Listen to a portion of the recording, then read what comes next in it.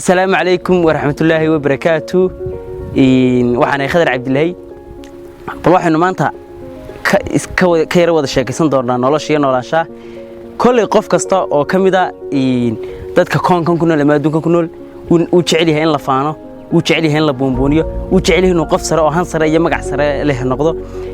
وتشعلي هين وقف قول جاري أو إنه تشعل هاي مركها قول لصو هذا القاضي أما هو مر لصو هذا قف كستا إنه جنب دينه إنك النقضة وتشعليه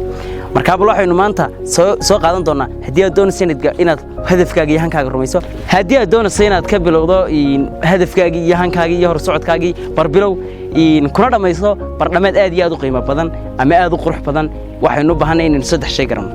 inaynu garanno saddex shay oo inaga xidhan yahay horumar kasta oo aynu doonayno sameeyno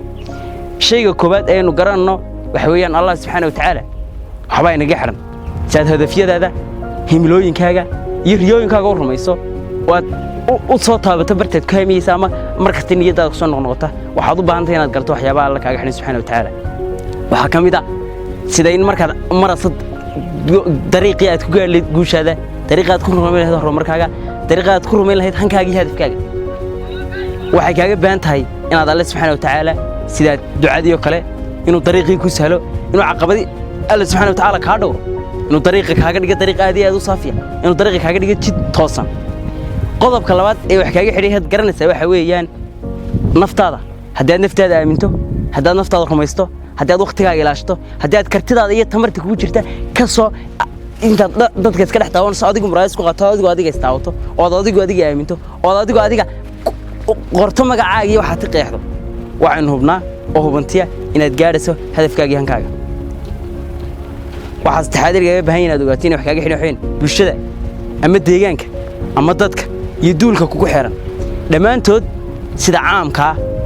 waxay badan ka caawin karaan hadii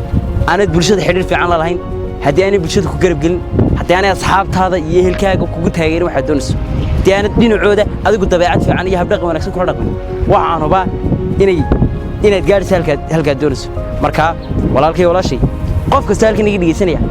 waxaan ku sheegayaa inaad saddexdaas shay karato ee horumarkaaga iyo hor socodkaaga ku xidhiidh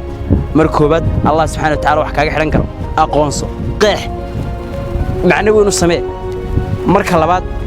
naftaada iyo kartidaada iyo tamartaada waxaan u baahanahay inaad aaminto saad u garto wax kaaga xiran marka saddexaad bulshada iyo deegaanka ku xiran si fiican u gar wax kaaga xiran aad baad u mahadsantiin assalaamu calaykum wa rahmatullaahi wa barakaatuh